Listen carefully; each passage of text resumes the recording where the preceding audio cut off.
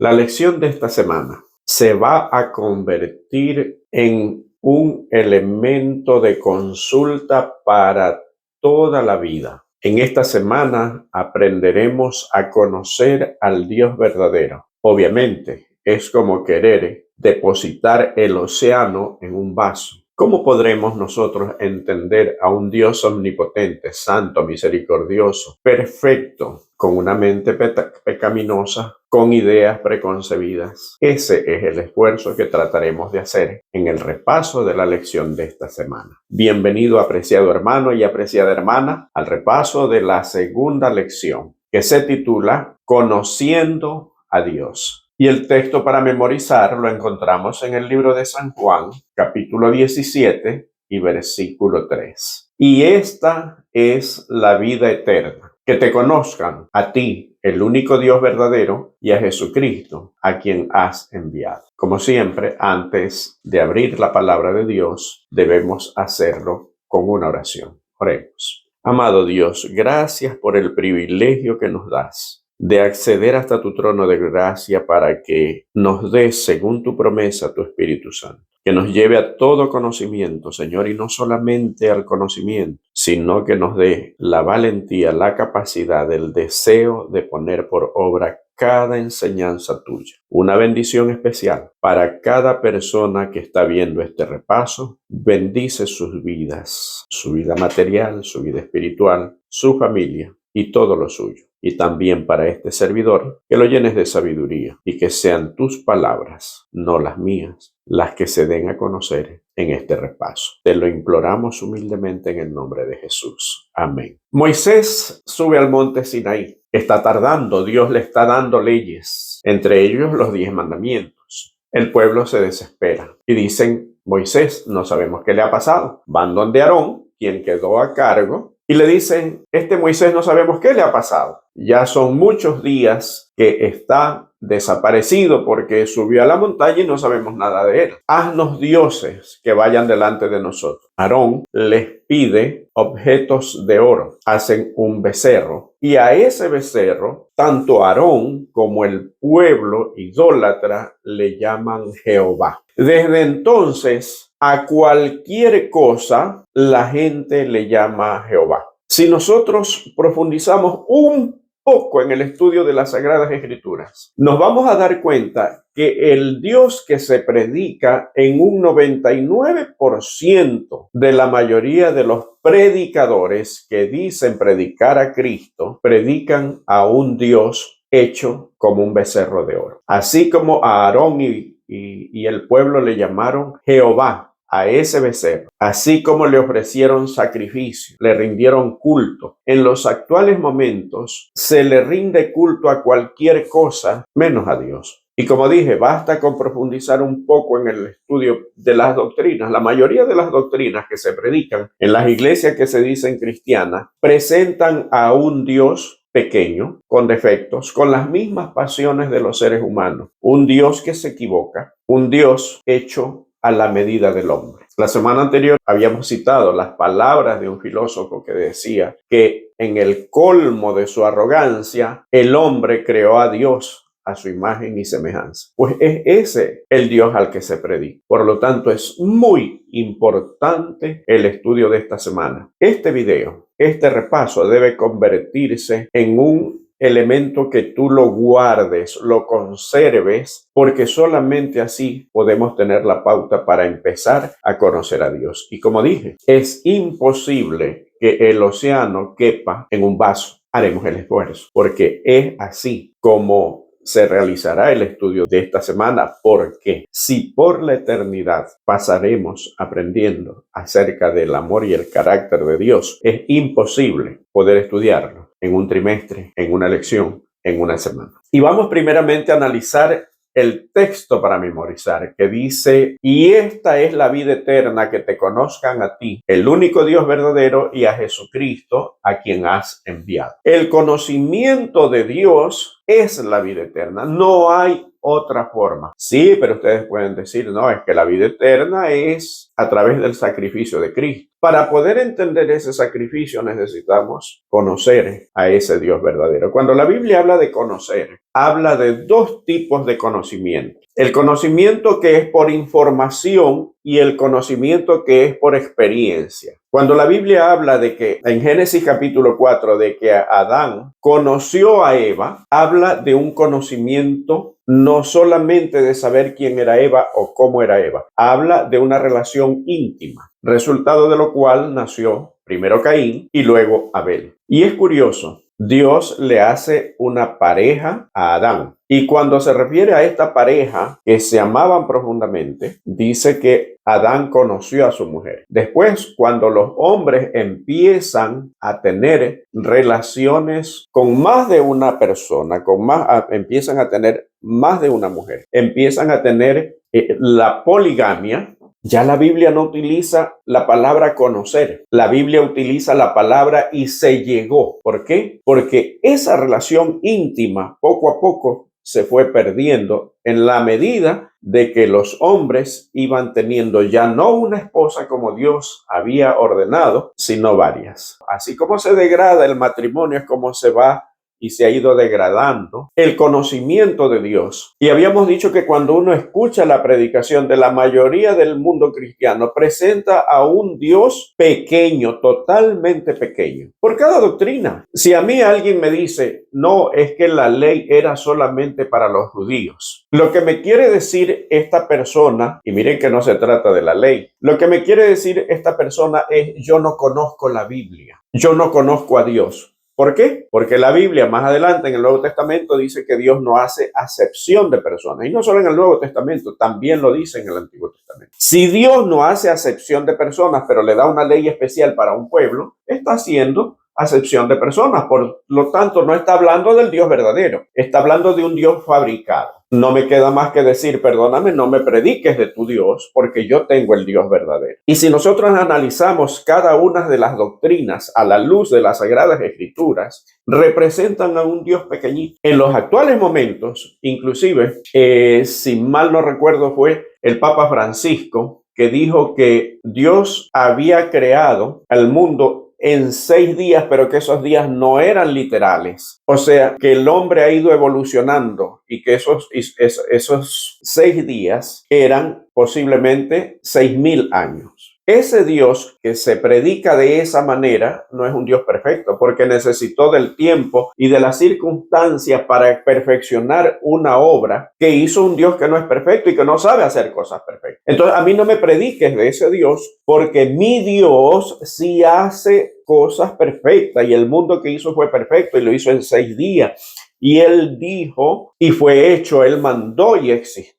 Si vemos la diferencia y la importancia de conocer a Dios, el Dios que yo conozco, el Dios de la Biblia es todopoderoso. Y si me vienen a predicar este tipo de doctrina, no corresponde al Dios verdadero. Y hablando de creación, cuando la Biblia habla de conocer, habla de un conocimiento más profundo de Dios. Los demonios conocen a Dios, creen en Dios y tiemblan. Pero ¿qué sucede? No tienen una relación estrecha con Dios porque siempre vivieron opuestos a Dios. Entonces la relación que sirve como conocimiento verdadero es una relación cercana, íntima, que se parece, como vimos en la lección anterior, al tronco y las ramas, así, de unidad. Ese es el tipo de relación o de conocimiento que Dios dice que nos lleva a la vida eterna. Desde el cielo, Satanás ha tratado de tergiversar el verdadero carácter de Dios. Hay algo que yo quiero que quede bien claro. Cuando hablamos de carácter, la gente suele confundirlo con temperamento. A veces decimos, ay, qué carácter fuerte que tiene esta persona. Y cuando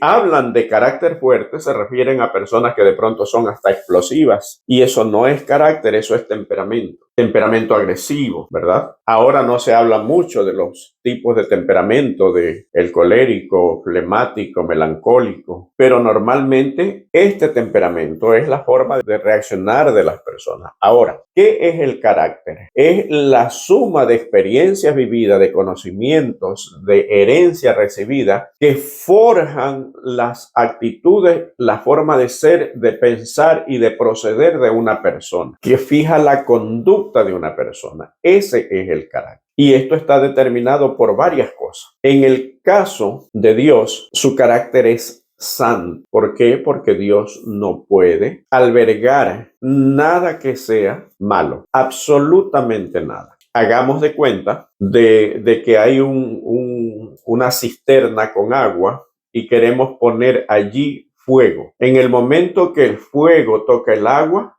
se apaga. Exactamente, quizás es una forma muy pálida, pero de reflejar la santidad o de demostrar cómo la santidad de Dios es imposible que llegue algo malo, porque el autor de la maldad es Satanás. Y él, primero en el cielo, dijo que Dios era un Dios injusto, y después en el momento de la creación, con Adán y Eva, los engaña y entra el pecado. Pero no solamente que entra el pecado, sino que todo lo malo que introduce en el mundo lo culpa a Dios. Pero antes de introducir el pecado ya estaba culpando a Dios. Si nosotros leemos Génesis capítulo 3 y versículos del 1 al 5, miren lo que dice las Sagradas Escrituras. Pero la serpiente era astuta más que todos los animales del campo que Jehová Dios había hecho, la cual dijo a la mujer: ¿con que Dios os ha dicho no comáis de todo árbol del huerto? Y la mujer respondió a la serpiente: del fruto de los árboles del huerto podemos comer, pero del fruto del árbol que está en medio del huerto, dijo Dios, no comeréis de él ni le tocaréis para que no muráis. Entonces la serpiente dijo a la mujer: no moriréis, sino que sabe Dios que el día que comáis de él serán abiertos vuestros ojos y seréis como Dios, sabiendo el bien y el mal. Aquí hay varias mentiras o verdades a media. Una verdad a media se convierte en una mentira total. Si empezamos de atrás hacia adelante, desde el versículo 5, donde dice que seréis como Dios sabiendo el bien y el mal, se está refiriendo a una pequeña parte. Dios conoce el bien y el mal por omnisciencia, por sabiduría, no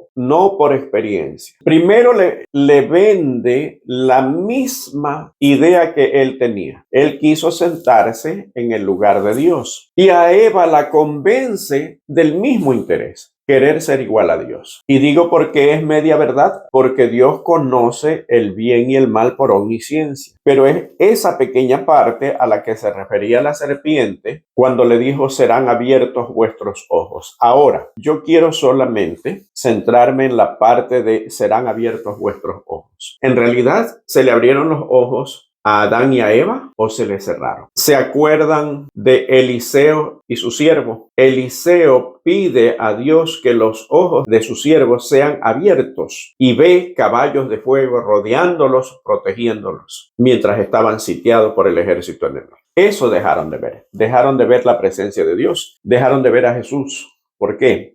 La Biblia dice que oyeron la voz de Dios que se paseaba en el huerto y tuvieron miedo. Así se vende Satanás las verdades y así tergiversa el carácter de Dios. Y el mundo cristiano toma parte de esas enseñanzas y las propaga. Por eso es que en los actuales momentos poco se predica del Dios verdadero. ¿Por qué? Porque cuando se predica doctrinas que rebajan la omnipotencia de Dios, no están hablando del Dios verdadero, están hablando del becerro, como Aarón. A un becerro de oro le dijo Jehová. De la misma manera, en los actuales momentos se predica a cualquier becerro de oro y se lo presenta como Jehová. Y muchos de ellos dicen ser doctores de teología, pero su enseñanza está muy lejos del Dios verdadero. ¿Por qué es necesario empezar por aquí? Porque en el momento que se cierran los ojos, para lo único que se abrieron los ojos de Adán y Eva después de pecar fue para ver y reconocer que estaban desnudos. Pero el resto dejaron de ver. El mundo celestial se les cerró para ellos. ¿Por qué es importante reconocer esto? Porque a partir de allí es cuando viene la tergiversación en el ser humano del nombre de Dios. ¿Por qué? Porque Satanás conoce el mundo de Dios, porque perteneció a ese mundo. Nosotros no lo conocemos porque nunca lo hemos visto. Entonces Dios tenía que buscar una forma de presentarse tal cual era. ¿A través de qué? A través de las Sagradas Escrituras.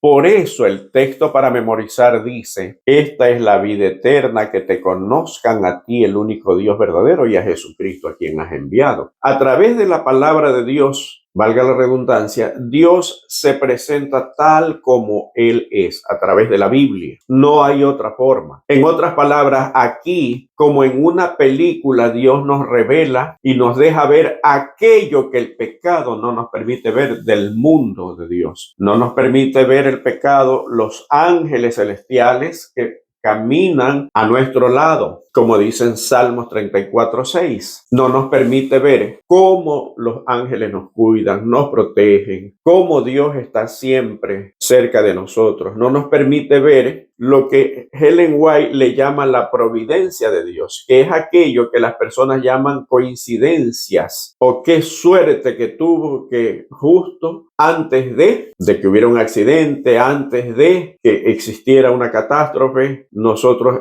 estuvimos a buen recaudo. Como no tenemos la capacidad de poder ver lo que antes Adán y Eva veían antes del pecado, entonces Dios nos presenta su palabra. Y a través de su palabra podemos conocer. Y cuando nosotros escudriñamos la Biblia, cuando profundizamos en el estudio, ya no necesitamos decir esta doctrina viene o no viene de Dios, porque están representando o presentando doctrinas falsas a un Dios pequeño. A esa doctrina es que la Biblia en Apocalipsis habla del vino, del furor, de la fornicación, de la gran ramera. Porque todo es un compendio de falsas doctrinas. Y hay una parte de la lección, de la siguiente parte, perdónenme que la lección de esta semana no lo vaya haciendo así cronológicamente ni dando el título de cada uno por asuntos de tiempo y porque es importante resaltar aspectos que son indispensables. Por ejemplo, la autora en la parte del día domingo dice que a Satanás no le preocupa la religión o qué tipo de creencia uno tenga, con tal de que el concepto de Dios sea distorsionado. Y eso a mí sí me preocupa. ¿Por qué? Porque eso quiere decir que aún perteneciendo al pueblo de Dios, estando en el pueblo escogido, podemos nosotros tener un concepto equivocado de Dios. Y basta con eso. ¿Por qué? Porque basta con tener un concepto equivocado para no creer en el Dios verdadero, porque creeríamos entonces en otra clase de Dios. Dios es santo. Y si quiero leer este texto que está en el libro de Isaías, capítulo 57 y versículo 15. Porque así dijo el alto y sublime, el que habita la eternidad y cuyo nombre es el Santo. Yo habito en la altura y la santidad y con el quebrantado y humilde de espíritu para hacer vivir el espíritu de los humildes y para vivificar el corazón de los quebrantados. Un Dios santo. Si nosotros tenemos una relación con un Dios santo, primero, Dios es un Dios santo omnipotente. Cuando los profetas lo vieron, y la mayoría de ellos solo en visión, no directamente, cayeron como muertos. Y ese fue el caso, podríamos decir, de Daniel, de Juan, Isaías, que dice, ay de mí que soy un perro muerto. La santidad de Dios no permite absolutamente nada malo. Por lo tanto, esa santidad, en el momento que nosotros estamos cerca de Él, podemos sentir nuestra condición pecaminosa, indigna, pero a su vez, cuando aceptamos estar cerca de Dios, así como a Moisés se le transmitió el brillo de santidad de Dios al estar muchos días ante la presencia de Dios al punto que tenía que cubrir su rostro porque resplandecía. Es imposible que estemos cerca de un Dios todopoderoso y que no haya una transformación. Pero para eso es necesario conocerlo, como decía la primera parte de la lección, que te conozcan. Y de hecho, la relación entre Dios y su pueblo la simboliza como la relación entre el esposo y la esposa. Un conocimiento, una compenetración completa. Ese es el conocimiento que salva, una experiencia propia. Otra característica de Dios la encontramos en Primera de Juan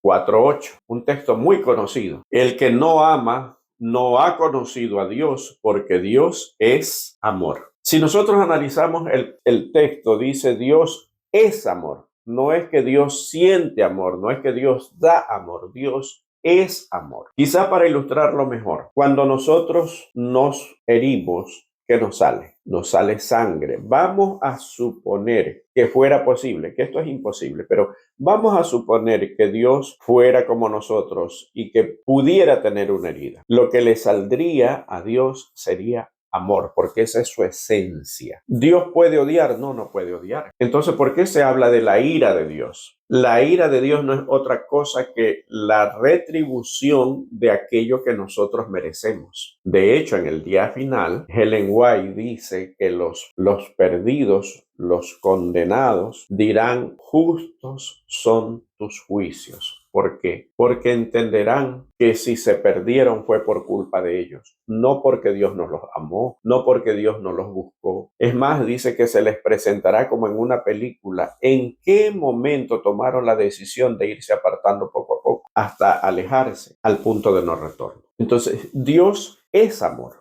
A veces decimos, y eso es lo que hemos aprendido desde pequeño, que Dios está pendiente de nuestros errores, que Dios nos ama si es que nosotros obedecemos, pero que si nos no obedecemos, Dios no nos ama. Dios nunca puede dejar de amarnos porque Él, su esencia es amor. La diferencia es que cuando nosotros correspondemos a ese amor, Dios es capaz de derramar bendiciones porque nosotros a su vez nos convertimos en un canal de bendiciones para las demás personas. Pero Dios nos ama indistintamente de cómo yo me comporte, si yo respondo a su llamado o no. Me sigue amando igual. Pero Dios se complace cuando yo también correspondo a ese amor. ¿Por qué? Porque le permito morar en mí, entonces yo también empiezo a dar amor, a ser una fuente de amor. Y cuando estamos hablando de amor, no estamos hablando de amor de pareja, de amor solamente padres e hijos, etcétera, etcétera, el amor filial. ¿Por qué? Jesús dice que si nosotros amamos solamente a los que nos aman, ¿qué tiene de especial eso? No hacen lo mismo los escribas y los fariseos. Por lo tanto, el verdadero amor se manifiesta a través de ¿qué? El amar a aquellas personas que inclusive no nos quieren bien o consideradas nuestros enemigos o que se consideran nuestros enemigos. Porque muchas veces nosotros tenemos enemigos que nosotros no los consideramos enemigos, pero que solamente porque tenemos una forma de vida diferente y por eso nos odian. Dios, el Dios creador. Y aquí tenemos que reafirmar lo que habíamos dicho. En los actuales momentos se cree, la mayoría de iglesias cristianas no creen en la semana literal de la creación. ¿Y saben por qué? Simplemente porque buscan la forma de derrumbar el cuarto mandamiento, la forma de justificar. De paso, si quieres profundizar en el estudio del cuarto mandamiento, ve al canal en una playlist que se llama La teología de la concupiscencia y busca el tema que se llama el lado oculto del sábado y verás por qué es imposible que Dios haya creado de una manera incompleta la creación, valga la redundancia. Pero, ¿cómo es posible que creamos que Dios creó el mundo en 6 días que no fueron literales, sino que fueron simbólicos y que fueron a lo mejor 6.000 años y que el hombre ha ido evolucionando? Eso es satánico. ¿Por qué? Porque Dios es un Dios creador. El primer pasaje de la Biblia, el primer versículo de la Biblia que dice: en el principio creó Dios los cielos y la tierra, usa la palabra Elohim o Elohim. Y de paso, esta palabra aparentemente contradictoria porque dice el dioses, está dejando ver implícitamente que está hablando del Padre, el Hijo y el Espíritu Santo participando en la creación. ¿Por qué? Porque textos complementarios hablan de que Cristo, o por el Hijo, Dios hizo la creación. Por Él y para Él fueron hechas las cosas.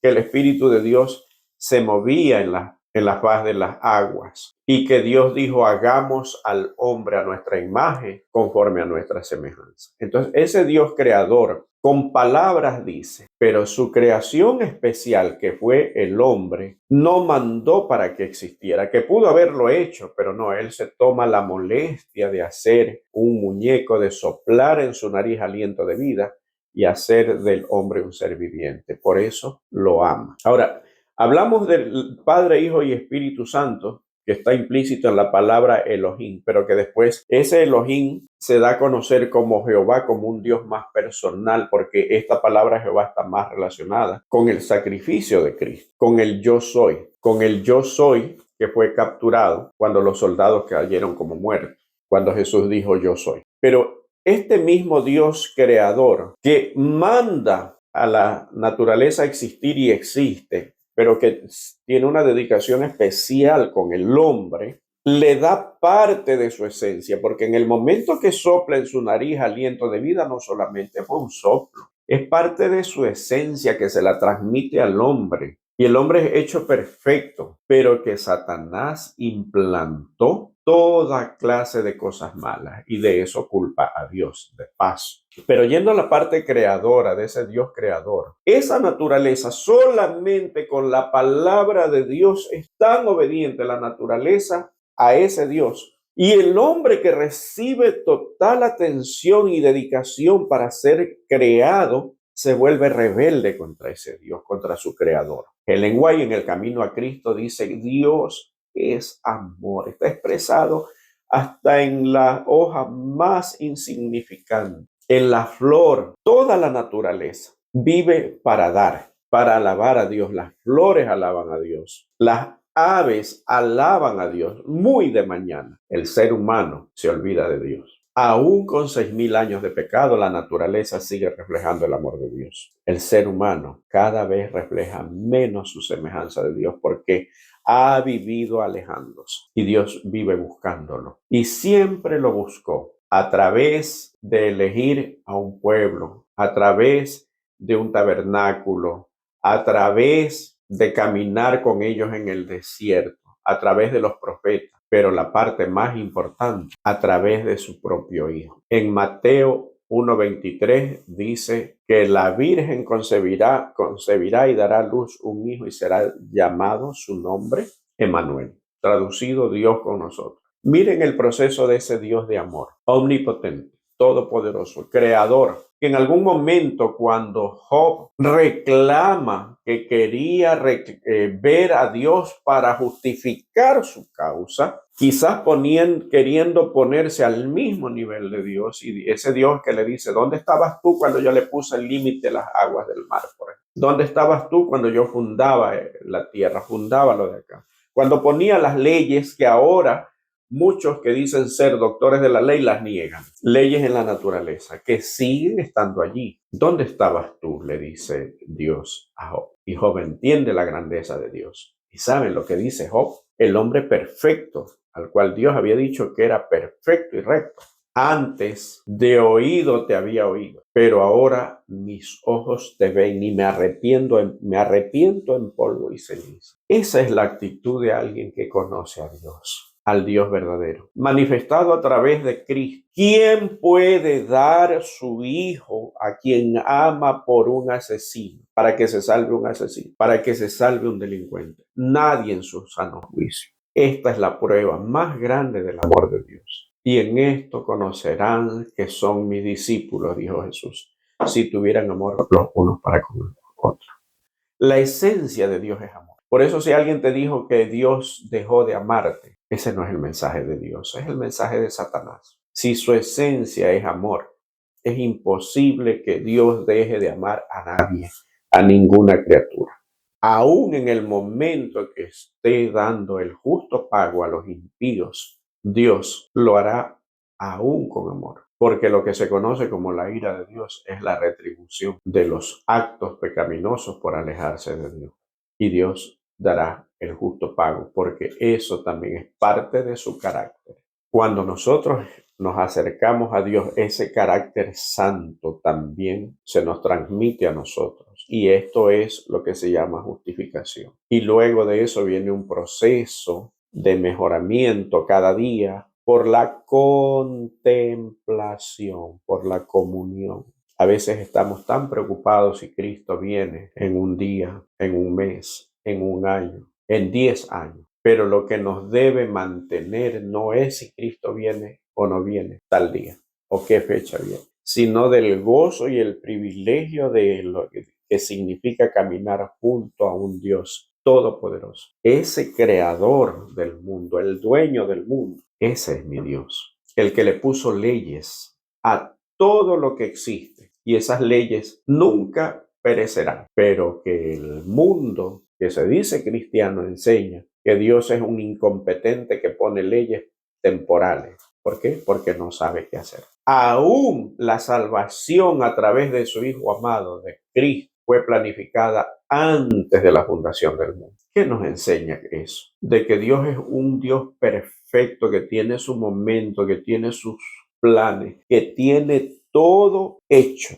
Por eso, entendiendo esto, el apóstol Pablo dice en Efesios que Dios hizo buenas obras y nos puso para que nosotros andemos en ellas. ¿Qué significa andar? Las obras ya están hechas. Mira, tú quieres hacerlas, estas son las obras que yo hice y que te las voy a adjudicar a ti. Por eso nada de lo que nosotros hagamos será contado como obra nuestra, porque todo, hasta eso, depende de Dios, un Dios todopoderoso. Y esto es una pequeña insignificante gota en el inmenso océano del conocimiento. Sin la transformación de nuestro carácter, no podremos ver a Dios. Cuando Cristo venga, nuestros caracteres no serán transformados. La transformación es ahora.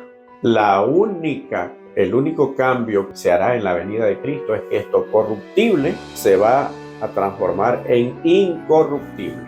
Pero aún en el momento en que nosotros morimos y resucitamos, dice Ellen White, que nosotros resucitaremos con los mismos sentimientos, con los mismos pensamientos, con los mismos deseos, actitudes que cuando nos dormimos. Por lo tanto, es una obra de cada día. Te invito a ser amigo, a tener una relación personal con ese Dios maravilloso y todopoderoso. Ese es en el Dios en el cual yo creo que espero que sea el tuyo y no te dejes convencer por más títulos que tenga alguien que te esté enseñando. Porque a veces, y no estoy hablando de que sea malo un título, sino cuando se lo usa para querer persuadir a que creamos en algo que la Biblia no dice, que Dios jamás lo dijo y que jamás lo dirá.